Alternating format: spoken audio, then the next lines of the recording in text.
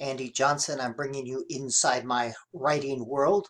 I'm having you look at something that I'm working on.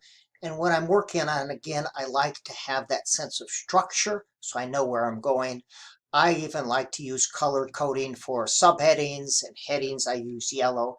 And that gives me, and I'm getting older too, and my eyesight goes, but that gives me a sense of structure. And I'll make that into a green. I like to be consistent all the time. Now, this is not an academic article. Well, it's a book.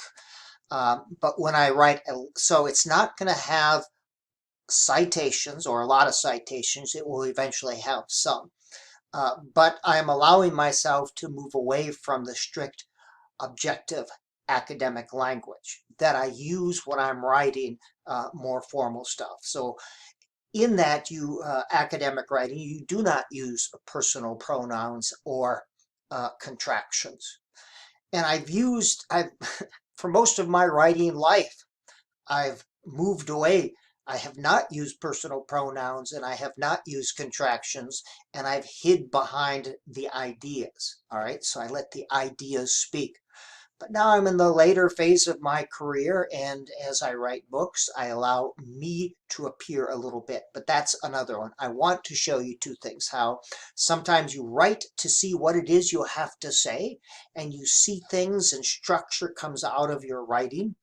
But it's okay to write garbage. This is all garbage you write now. And if you don't have a sense of audience, here's a neat little trick for you to use. And I like to zoom right in. All right.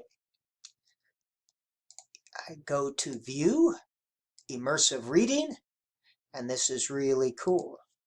When I write a book proposal, I send to an acquisition editor who must decide whether or not to offer me a contract. One of the important questions asked on every proposal form is about audience. Who is my audience? Why are they going to read my book? Why is my book especially suited for my audience? Publishers are not going to invest in publishing a book that has a very small audience, that nobody will buy. I have to make the case that I know my audience, what they want, and describe how my book is specially suited for them. You get the idea. Already, just listening to that, I saw an error, heard an error, but I also heard there was some good stuff there, but where I need to change things and move things around. And if you don't have this on your Word program, there's a lot of free programs. Just Google it that will read your stuff back to you. This is incredibly important. I've been writing for years, and I just discovered this a couple years ago. And my wife does it as well. It gives you a sense of audience. And when I've written a piece, when I've written a chapter, I'll go through paragraph by paragraph, and I will have it read aloud. Now remember, writing is best from whole to part to whole. The whole is you just get the garbage on the page. You throw all the clay on the potter's wheel. That's the whole. Then you go back and you revise paragraph by paragraph. I start with one sentence.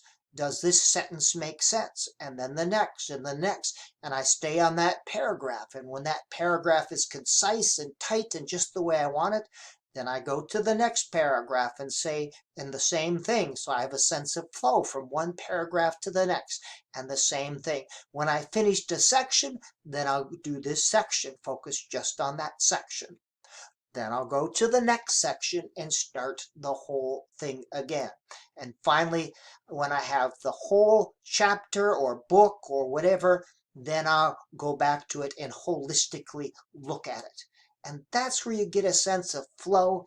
That's where you get things to connect one thing to another. And as I'm revising, I get new ideas and I see how things could be moved around and shaped a little bit.